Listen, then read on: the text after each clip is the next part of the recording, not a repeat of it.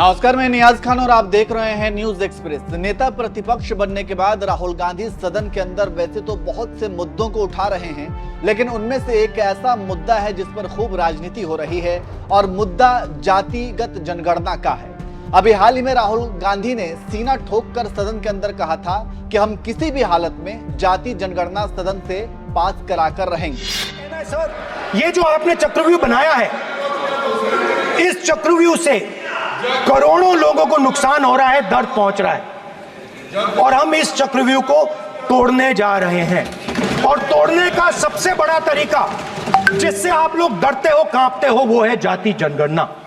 और जैसे मैंने कहा था कि इंडिया गठबंधन गारंटीड लीगल एमएसपी इस सदन में पास करेगी, वैसे ही मैं कह रहा हूं, आपको अच्छा लगे ना लगे, जाति जनगणना इस हाउस में, इस सदन में पास करके हम आपको दिखाएंगे।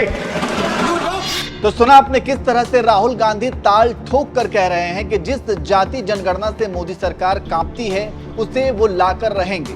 वैसे राहुल गांधी कई बार इस मुद्दे पर बोल चुके हैं और जब भी वो जाति जनगणना पर बोलते हैं तो कोई मोदी के मंत्री उन पर हंसता है तो कोई उनसे ही सदन के अंदर उनकी जाति पूछकर उनका अपमान करने लगता है। यकीन नहीं तो खुद देख लीजिए। वही 2-3% लोग, और बटता किसको है? वही 2-3% लोग। और बाकी हिंदुस्तान, 90% हिंदुस्तान देख।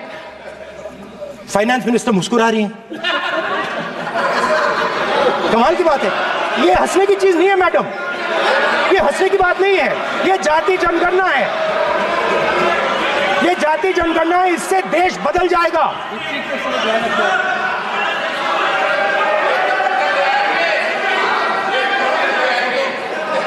सर आपको, सर ये जो कमल ओबीसी की बात, जनगणना की बात बहुत की जाती है। माननीय सभापति जी, जिसकी जात का पता नहीं वो गणना की बात करता है।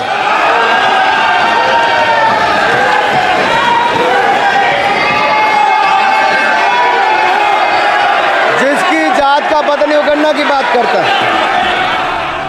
अनुराग ठाकुर की भाषा सुनकर आपको कैसा लगा? क्या कोई सदन के अंदर इस तरह से किसी की जाति पूछकर अपमान कर सकता है? नहीं।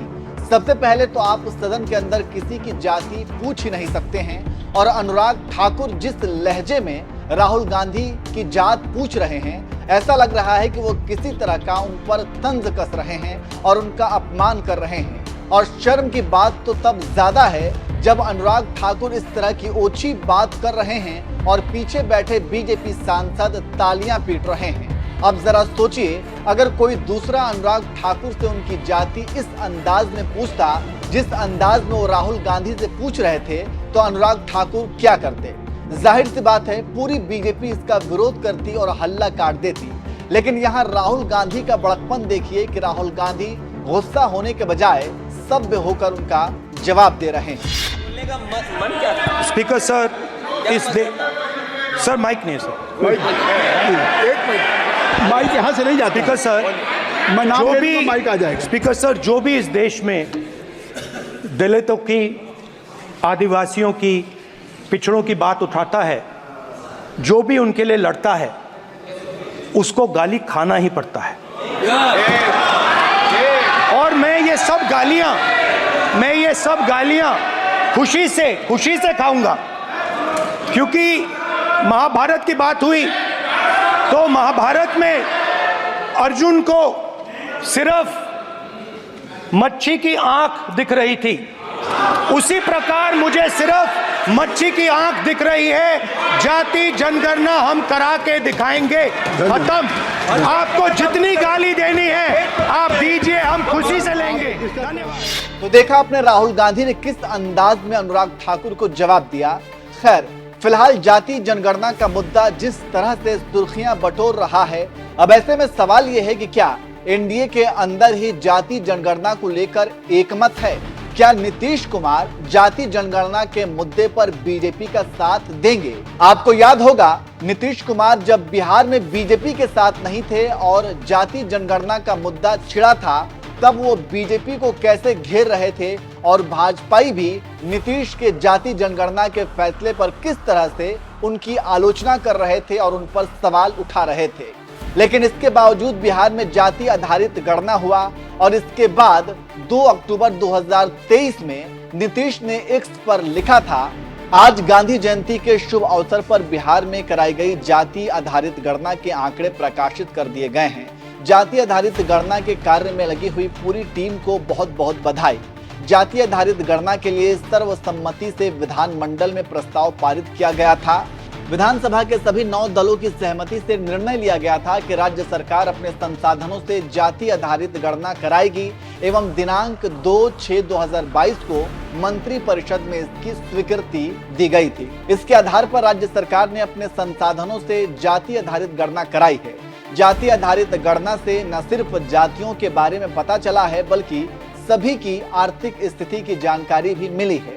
इसी के आधार पर सभी वर्गों के विकास एवं उत्थान के लिए अग्रेतर कार्रवाई की जाएगी। बिहार में कराई गई जाति आधारित गणना को लेकर शीघ्र ही बिहार विधानसभा के उन्हीं 9 दलों की बैठक बुलाई जाएगी तथा जाति आधारित गणना के परिणामों से उन्हें अवगत कराया जाएगा। ये उस वक्त का ट्वीट है जब नीतीश पानी पी पी कर बीजेपी की आलोचना करते थे और बीजेपी भी नीतीश कुमार के लिए हमेशा के लिए दरवाजे बंद कर चुकी थी। लेकिन बाद में ये दोनों एक साथ आ गए, बिहार में सरकार बना ली और फिर जिस जाति जनगणना पर बिहार में बीजेपी छाती पीटती थी, अब उसके लिए नीतीश कुमार ठीक हो गए। अब जाहिर सी बात है कि जाति गणना पर नीतीश का स्टैंड अलग है, वे उसके पक्ष में हैं। अब ऐसे में तो सवाल यही है कि जब राहुल गांधी राष्ट्रीय स्तर पर जाति जनगणना की मांग उठा रहे हैं तो फिर नीतीश कुमार किसके साथ होंगे, राहुल गांधी के साथ या फिर प्रधानमंत्री मोदी के साथ। वैसे ये एक मुद्दा नहीं है जिस पर एनडीए बटी हुई है, ऐसे कई मुद्दे हैं जिस पर एनडीए में शामिल सभी पार्टियों का स्टैंड अपना अलग अलग है।